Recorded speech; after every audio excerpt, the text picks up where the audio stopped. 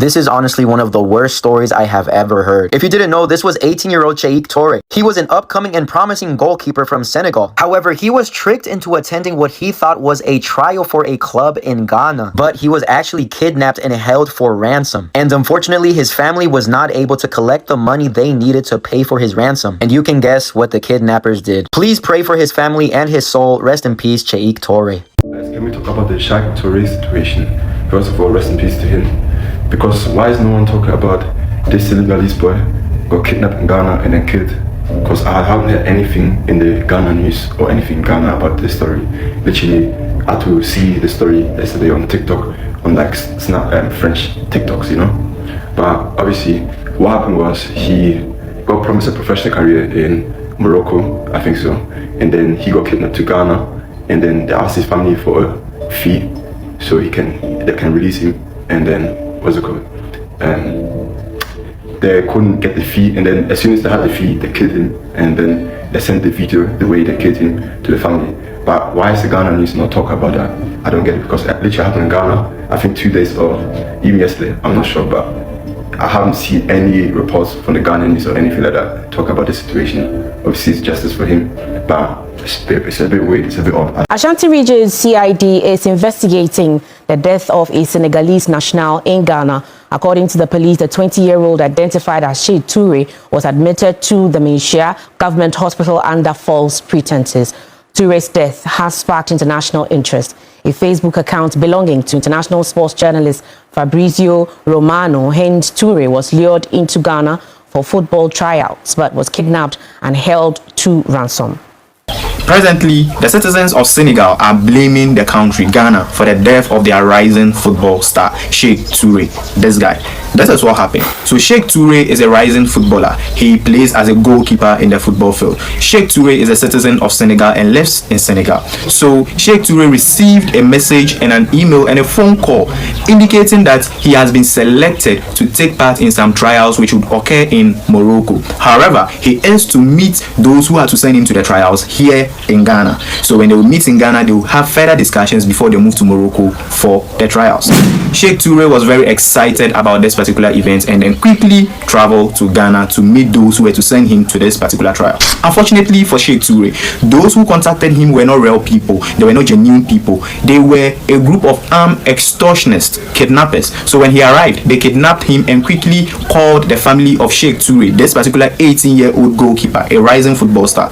Now, Cheikh Touré is not from a wealthy family. So when the kidnappers called the family and demanded a huge sum of ransom before they released Cheikh Touré, the family, who did not have money, began running helter-skelter to gather this particular amount so that their son can be rescued. However, they were not able to gather the money on time. And on Saturday, just this Saturday, 18th October 2025, the body of Cheikh Touré was found here in Ghana. He has been analyzed by the kidnappers because the family of Cheikh Touré could not gather the ransom. You see, those who kidnapped Cheikh Touré are a very wicked people. If you see what they did to the body of Cheikh Touré, you would vomit. I can't post the pictures here because it is very sensitive. However, the country Senegal are presently blaming Ghana for what occurred, and Ghanaians are also saying that they suspect that these kidnappers or armed extortionists are probably Nigerians. The Senegalese police and the Ghanaian police are currently collaborating to make sure that the perpetrators of this particular heinous act are brought to book. Guys, welcome back to my channel.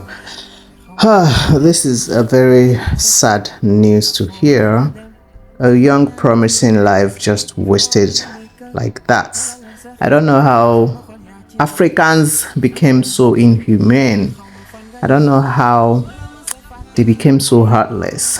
I mean, it's bad enough that you kidnapped someone and then buy the person, but whatever happens to your conscience that you would have to take a video or picture of what you did to the boy and send to his poor mother.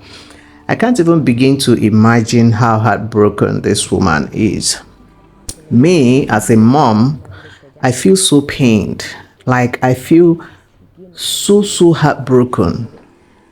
I can't imagine what the real mother of the boy must be going through. This young boy from Senegal has been wasted. You can tell the mother is not educated. You can tell they are not from a well-to-do family. You can tell they don't have what it takes to, they are not enlightened enough to make proper investigation before embarking on that journey. And I think it was made easier because there are other boys who are also on hostage by these kidnappers.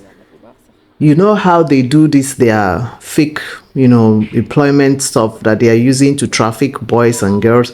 They usually use someone from there that would, pretend to be enjoying himself and tell you, oh, come, it's working perfectly here. Come, the deal is legit. Meanwhile, the person is also on hostage. I think that was one of the things that happened with this boy. There are other two Senegalese players held on hostage by these kidnappers. If you go to the comment sections of all these videos that I shared here from TikTok, you see many Ghanaians dropping the same comment like the last video I shared. That, oh, it's Nigerians that are doing it. Oh, they are Nigerians that are responsible for this. Oh, we Ghanaians, we don't do this. These are Nigerians. They are the ones known for kidnapping. Ghanaians don't do kidnapping, I understand perfectly that, yes, there is something about Nigeria that, a lot of Ghanaians don't want to hear. But can we at least for once leave sentiments aside and face certain realities to avoid this type of things increasing? Because the reason why people now feel comfortable enough to do it in Ghana, yes, there's a possibility that Ghanaians don't do it, but why is it now happening in Ghana? Because they know that it is so easy for everybody to point fingers at Nigerians. That is why it is increasing. Even the ones that Ghanaians will do themselves, they will comfortably do it because they know that all eyes and all fingers will be facing Nigeria. Somebody from a French-speaking country was lured through Mali into Ghana, held on ransom, died. And my darling Ghanaians are pointing fingers at Nigerians. Why? How did we get here? Nobody is saying Nigerians are saints. But how long are we going to be ignoring realities just because we want to point fingers at Nigerians? I have been shouting this thing for a long time. The earlier we start at least facing these realities, holding people that are committing these things, holding them accountable, instead of blaming Nigerians for everything. The interview from the mother, the interview from the uncle stated clearly that the people that called for ransom, their accents were Bukanabis. How do they call Burkina Faso people? The people that were communicating with them were speaking like Burkina Faso people. For crying out loud, these are not even Anglophone people. They don't speak English. But some of my Ghanaians are quick to rush and say, oh, they are Nigerians. We know Nigerians are the ones that are doing this thing in Ghana. We are telling the president he's not doing anything to send Nigerians out. Why are we doing this? Because the more we do it, the more we give these criminals more chances to be invading Ghana, because they know that all focus are on Nigerians. That is why I feel bad. It is risky, very, very risky. We have to stop it. We understand, we have made that we have had that understanding that a lot of Ghanaians don't want Nigerians in their country. Yes, but we should please try to let things be investigated. When things happen, condemn it. Don't be quick to point fingers. Anyway, so the Ghana police posted this press release. IGP deploys special investigations team to assist ongoing investigation into the death of Senegalese national in Kumasi. The Inspector General of Police, Mr. Christian Tete Yohuno, has deployed a special team made up of homicide investigators, forensic experts, and intelligence officers to support the Ashanti Region Police Command with ongoing investigations into the death of a Senegalese national, Sheikh Toure, at Kumasi in the Ashanti region. Investigation into the circumstances surrounding his death has so far revealed that on the 16th of October 2025, one Issa, who claimed to be the deceased's brother, took the deceased to Dementia Hospital with several abdominal injuries, alleging that the victim had been involved in an accident and later deposited the body at the Ebenezer mortuary at Tafo, Kumasi after he was pronounced dead on arrival by the hospital authorities. We would like to assure the public that a thorough investigation will be conducted to unravel the case and any perpetrators brought to justice. Grace Asa Akrov, Assistant Commissioner of Police. Guys, abdominal injuries points at just one thing: organ harvesting. They must have harvested this poor boy's organ. Yes, that's just what explains it. The organ harvesting network is a booming business out there. Just that calling for ransom is just a cover-up. Let it just be like is a kidnapping thing. The main thing is organ harvest. That is the main business they do with these youngsters. They lure you with a job, they lure you with a contract, they lure you with an appointment, they lure you with a business deal, and then they buy you and harvest your organs. Can we stop giving these Nigerians too much attention and look true? When something happens, we condemn it. Then when the news brings out the results of arrest or news or press release that, okay, Nigerians are involved, then we can condemn Nigerians.